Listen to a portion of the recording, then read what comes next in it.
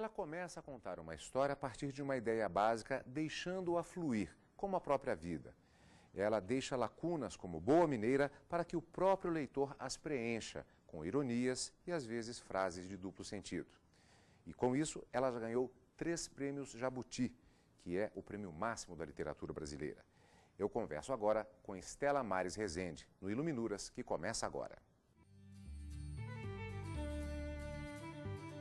Estela Mares Rezende é escritora e mestre em literatura brasileira. Autora de dezenas de títulos, já recebeu diversos prêmios, entre eles o Jabuti. Na edição de 2012, 2 de seus livros foram premiados. Como sempre, eu começo agradecendo a participação da Estela Mares. Desta vez, estamos gravando na biblioteca do Conselho Federal da Ordem dos Advogados do Brasil, aqui em Brasília. E eu começo perguntando a respeito de um aspecto característico do seu trabalho, que é o cenário, ou pelo menos o cenário inicial de algumas das histórias que são contadas, que é a cidade de Dores do Indaiá, sua cidade natal. Isso, eu sou apaixonada por Dores do Indaiá, que é uma cidade lá no centro-oeste de Minas, encantadora, uma cidade pacata, simples, mas que tem o poeta Emílio Moura como grande referência, e onde há grandes leitores, pessoas que gostam de ler, que frequentam bibliotecas e livrarias. E o nome Dores do Indaiá, né? É uma coisa que me encantou sempre, desde a infância, me encanta sempre.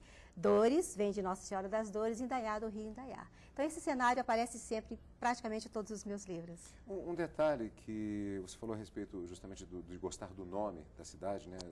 E é uma característica sua, é um gosto particular seu de gostar de verificar a própria história dos nomes.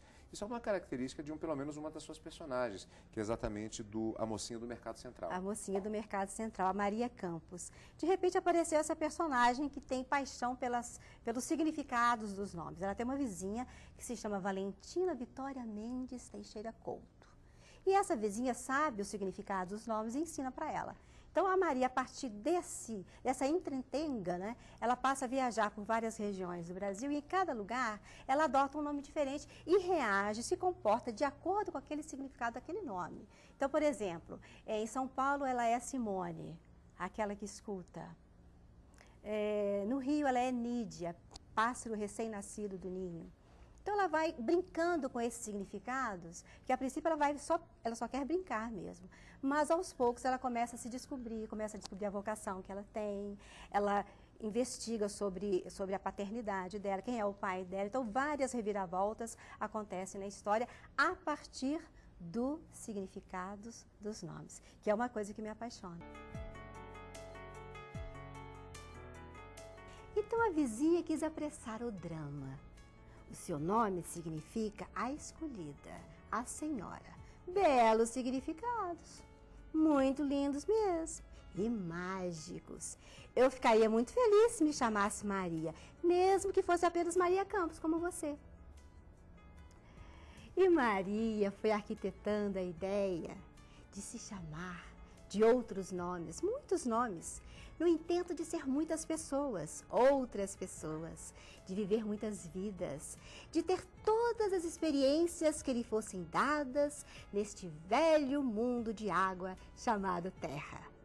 O interessante é que o psicólogo Jacó Pinheiro Goldberg, que faz inclusive a apresentação do livro, ele foi convidado pela editora para fazer, ele leu a obra e chamou o livro classificou o livro dentro daquela categoria do chamado romance de formação. Mas não havia uma intenção da sua parte de fazer um romance desse tipo. De maneira alguma, eu não havia pensado nisso. E realmente, Cadu, existe esse gênero, né? Romance de formação, aquele romance em que há personagens que estão buscando a sua identidade própria, que estão se formando, que estão se buscando, que estão se conhecendo. Mas, para mim, é romance, é literatura. Para mim, é isso que importa. Porque não há nenhuma intenção de ensinar nada, de explicar nada. Para mim, o mais importante é o trabalho com a palavra, o trabalho com a linguagem. É isso que me fascina sempre. Um fato em relação também à forma de escrever, que resultou, não apenas nesse caso, mas também em outros livros. Eu conversava antes com a Estela Mares e ela me dizia o seguinte: pode-se partir de uma determinada ideia, mas não há um processo pré-determinado para se escrever, que aliás é uma técnica muito utilizada. Então, no caso da Mocinha do Mercado Central, vamos pegar outros exemplos daqui a pouco, isso surgiu dessa ideia do gostar dos nomes, e a partir daí deixou-se a ideia fluir. A história foi se fazendo aos poucos, ela foi se construindo, porque eu gosto muito de ser leitora o tempo todo, eu quero me surpreender, então não planejo nada, a história vai se fazendo. Mesmo os autores que planejam, eles são surpreendidos, né? Que a história foge do controle deles. E eu acho mais interessante não planejar. Eu acho que acontecem mais coisas, aparecem mais mistérios. E eu faço o meu papel principal, que é o de leitora, que é o de me surpreender, que é de brincar, de me emocionar, de chorar, de rir com a personagem, de descobrir coisas, né, que eu não imaginava antes. Há uma história interessante em relação à Mocinha do Mercado Central, porque há um personagem real, que faz parte do livro, que é o ator e diretor Selton Mello. É uma história muito interessante, porque ele surgiu como uma ideia de colocá-lo como um personagem e acabou tendo uma participação de fato dele, que acabou inclusive aumentando a própria participação no livro. Como é que foi essa história? Conta pra gente. Foi muito, muito interessante, foi mágico, como diz a personagem, né? Imagina, é mágico. Porque eu não planejei, não imaginei que o Selton Mello fosse aparecer. A menina de 18 anos assiste ao filme Lisbela e o Prisioneiro. O Selton Mello está lá contracenando com a Débora Falabella.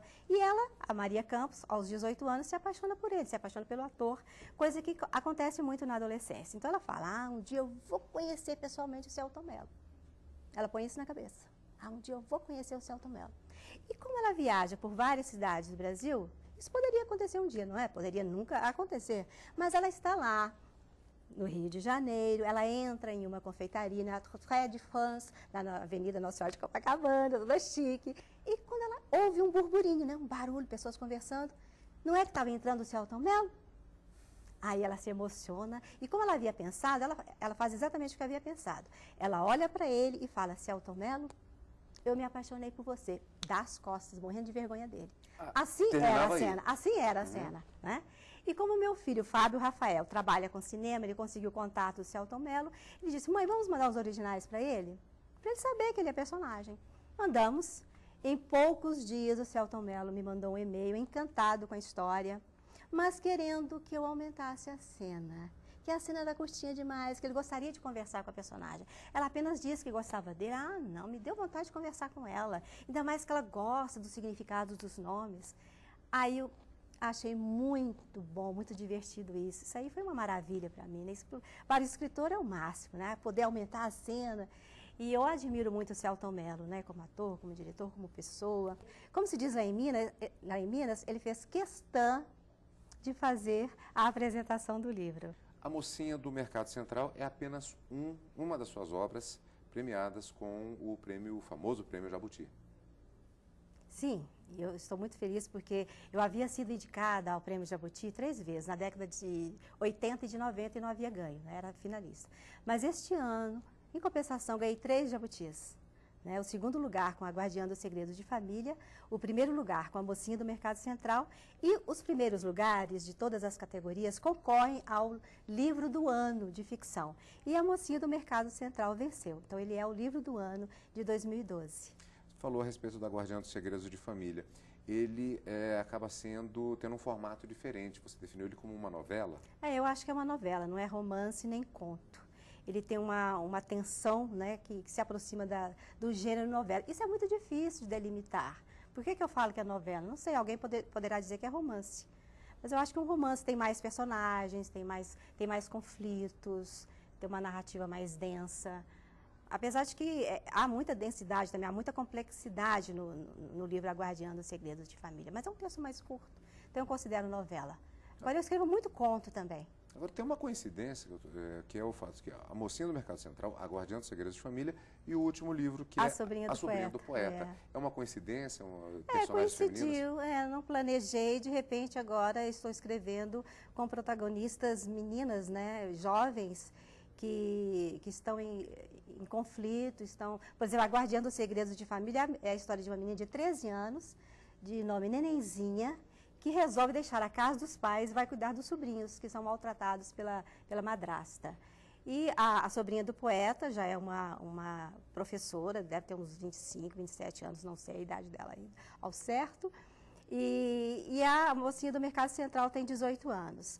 São 3 personagens femininas muito fortes e que, de certa forma, eu me identifico com elas, porque as 3 gostam da palavra. As 3 são encantadas com a palavra, com a narrativa, então nós temos isso em comum. Talvez eu possa dizer que de uns tempos para cá eu tenha ficado assim com essa vontade isso pensando depois, né, depois que tudo aconteceu, que eu tenho ficado com esse desejo de escrever, enfatizando a importância desse encantamento que o ser humano tem pela palavra. Agora, existe um livro que ele muda um pouco essa perspectiva, digamos, feminina e também de lugar, na medida que falamos de Dores Indaiá, é o Artista na Ponte, uma personagem masculina, e que se passa em Brasília. O Artista na Ponte, no Dia de Chuva e Neblina, é da editora Saraiva, e ele é a história de um rapaz que acabou de perder o pai. Então, ele está na plataforma da rodoviária de Brasília, a história se passa em Brasília. Então, o tempo todo, ele está tocando guitarra e conversando com as pessoas. Então, o romance é o que ele canta e conta. Então, ele canta e conta o tempo todo. Essa narrativa, isso que ele fala é o romance.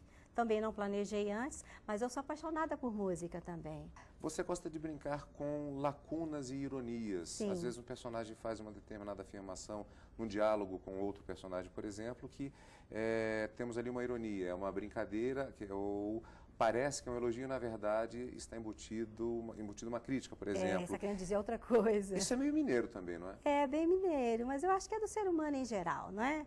É do ser humano. O ser humano é muito complexo, é muito contraditório. Todo mundo, né, olha uma pessoa, diz uma coisa e no fundo está pensando outra. Quantas vezes a gente faz isso na vida?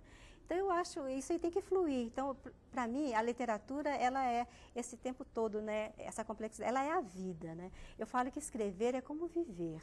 Então, muita gente fala que meu texto é complexo demais, que é difícil demais. Aí eu digo, mas a vida é complexa demais. A vida é difícil demais. A literatura é a mesma coisa. Então, eu não vou facilitar, porque a vida não facilita. Eu quero que o leitor pense, que ele repense, que ele reorganize, que ele questione, que ele sonhe, que ele imagine. Como é que eu vou fazer isso por meio de um texto pronto, cheio de estereótipos, dando lições de moral? Vai ser um texto que vai ter uma leitura só. Eu quero que o meu leitor, quer dizer, que cada leitor faça a sua leitura. Fica a proposta provocativa, portanto, para nossos amigos leitores. Stella Maris, muito obrigado pela sua participação. Eu que agradeço a oportunidade. Boa sorte na vida e na continuidade do trabalho literário. Muito obrigada. Inclusive com o lançamento de A Sobrinha do Poeta, que é o último livro. Isso. Portanto, já está disponível. A Sobrinha do Poeta, isso mesmo. Obrigada, foi um prazer. O prazer foi todo nosso. E o Iluminuras não acabou. Daqui a pouquinho conversamos com mais um jurista apaixonado por literatura. O ministro aposentado do STJ, o Superior Tribunal de Justiça, o professor Carlos Fernando Matias de Souza. Daqui a pouco, logo depois do intervalo. Estamos de volta com Iluminuras e eu converso agora com o ministro aposentado do Superior Tribunal de Justiça, professor, historiador, Carlos Fernando Matias de Souza, a quem eu agradeço a presença aqui novamente na TV Justiça para que possamos falar hoje sobre literatura. Professor, no caso, eu gostaria de fazer uma abordagem em relação à literatura, mas exatamente sobre uma perspectiva histórica, que é uma das suas paixões, porque nós temos diversos autores, no caso brasileiros, que são sempre citados diuturnamente, Machado de Assis, Joaquim Nabuco. Eles são, além de ícones da literatura brasileira, retratos dos seus respectivos momentos no tempo? Sem dúvida alguma. Você pega, por exemplo, Machado. Aliás, Machado é mais do que um exemplo.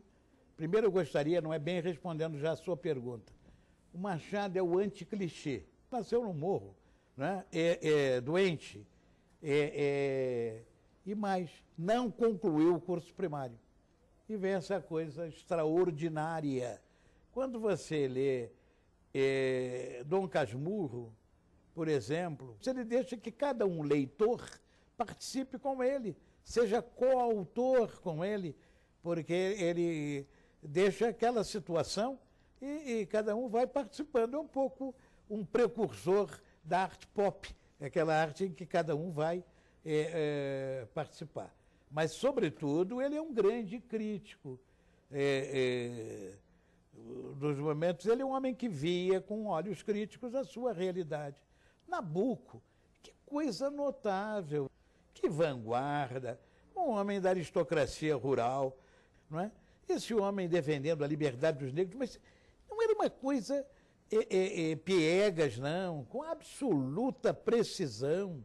Aqueles discursos no Teatro Santa Isabel, no Recife, eu tive uma vez o privilégio, fui honrado para fazer a apresentação desses discursos e eu tive que lê-los, né? E fiquei apaixonado pelo o Joaquim Nabuco, a profundidade daquele homem, a crítica que ele fazia à sociedade, e ele que é um homem fruto da aristocracia rural, ele é um homem, punhos de renda, ele foi o primeiro embaixador do Brasil nos Estados Unidos. Agora, ele via, e se você, já que estamos falando em Nabuco e Machado, acaba de sair uma nova, relativamente recente, uma edição da correspondência entre Nabuco e Machado, com uma introdução do Graça Aranha. Que coisa fantástica! Eu sou muito contra essas coisas de leitura obrigatória, mas é uma leitura recomendável para se ler. Há um temor reverencial de Joaquim Nabuco até uma parte da correspondência. Total. Ele só começa a chamar Machado de Machado. Machado. De Machado veio depois. Ele se referia ao Machado, você vou usar a tua expressão, temor reverencial. Não é? Ele tinha, quer dizer, o Nabuco, se curvando, Nabuco, um homem que veio da academia, um homem formado. E o Machado, o grande autodidata, mas esse grande fenômeno que pelo mérito, venceu pelo mérito, o grande fundador da Academia Brasileira de Letras. Mas você vai vendo nessa correspondência que ele, só bem mais tarde que ele vai, instado pelo Machado, a chamar o Machado de forma mais íntima. Mas era um temor, mas não era um temor reverencial, colocando a distância, não. É de quem realmente reconhecia o mérito do Machado. Mas tem outro, o Lima Barreto, que coisa notável, pegando o teu mote aí, que é o maior crítico do seu tempo do que Machado, o Gonzaga Sá, o triste fim do Policarpo Quaresma, o escrivão Isaías Caminha, e os contos, o homem que sabia javanês, isso é um retrato, não é? Nós que vivemos aqui tão perto do poder, quantos homens que sabiam javanês não estão aqui nos circundando, tão próximos de nós.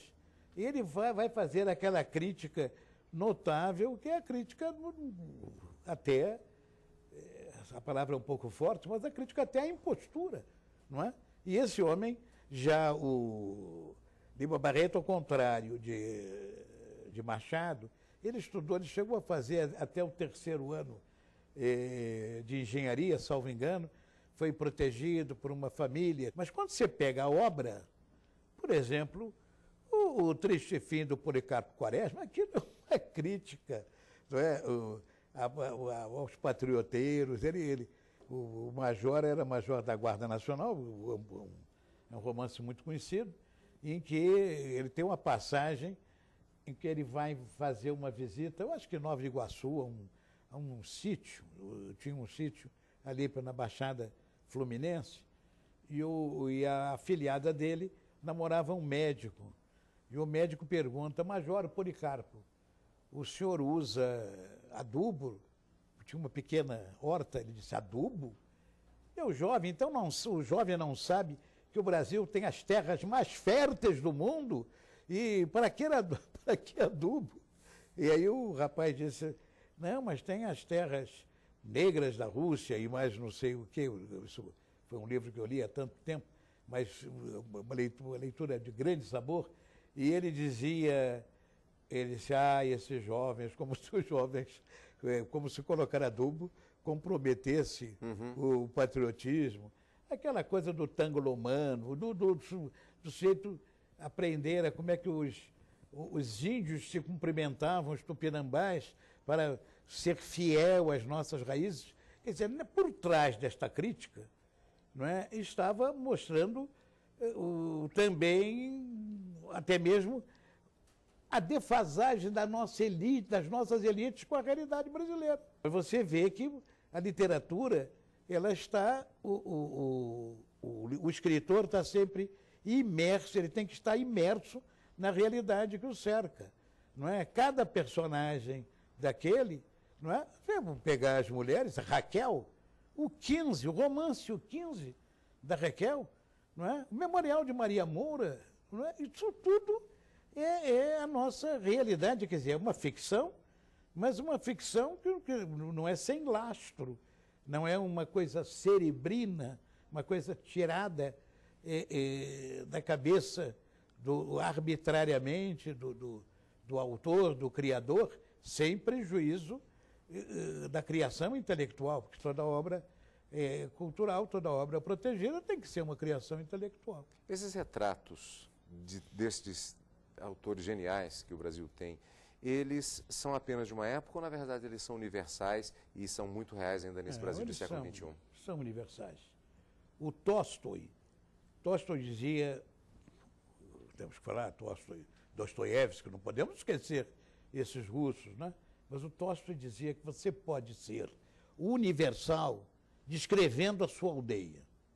As irmãs Brontë, em cima de um morro, o Ivante, elas fizeram uma obra que é universal, não é? Então, eles são universais, mas citando, mas partindo, não é uma coisa localista, não é? O romance brasileiro, ele em grande parte, ele foi regionalista, mas você não pode dizer que Fogo Morto, por exemplo, dos Zé Lins do Rego, que seja uma obra local, localizada, uma obra menor, não é? Uma obra húngara, Os Meninos da Rua Paulo, que foi traduzido pelo Paulo Roney, que é uma beleza que ele é universal, não é isso? Você, para apreciar a obra, não precisa conhecer a Rua Paulo. Eu, por acaso, conheço a Rua Paulo e eu conheci muito o Paulo Roney, que, aliás, era um homem extraordinário. Por sinal, ele chefia um projeto que ele é comandante, que é o relançamento que está acontecendo da obra de Honoré de Balzac. Assim, isso é uma oportunidade para algumas gerações que talvez não estivessem tão atualizadas de resgatarem uma leitura tão importante como nesse caso, claro, mesmo que traduzida. Sem dúvida, claro. E o Balzac, o tradutor, os italianos diziam traduttore, traditore. Quer dizer, cuidado com o tradutor, que ele às vezes é traidor. Realmente, às vezes, é difícil traduzir. Mesmo o espanhol e o português, que foram línguas, não foram nem irmãs, saíram do romance galaico português, e, portanto, você vai um pouco mais para frente, a partir do século XIII, século XIV, elas já estão se emancipando. Então seria a mesma coisa, mas há traduções difíceis. Professor, eu gostaria de continuar conversando muito mais, temos muitas coisas que poderíamos falar ainda, espero que tenhamos outra oportunidade. Professor, muito obrigado pela sua participação. Já contamos novamente por que possamos falar sobre... Você sabe que eu sou do seu fã-clube e quero agradecer e poder conversar, porque o Alfredo do Colmo tinha uma grande frase: o jurista que não sabe mais do que o direito, nem o direito sabe. Professor, muito obrigado mais uma vez pela participação. E eu que agradeço. Se você quiser assistir a este e outros programas da TV Justiça, é só acessar o site da TV Justiça, www.tvjustiça, tudo junto, sem o cedilha, .jus.br. Encontro marcado na próxima semana com mais uma edição da revista eletrônica sobre literatura aqui na TV Justiça.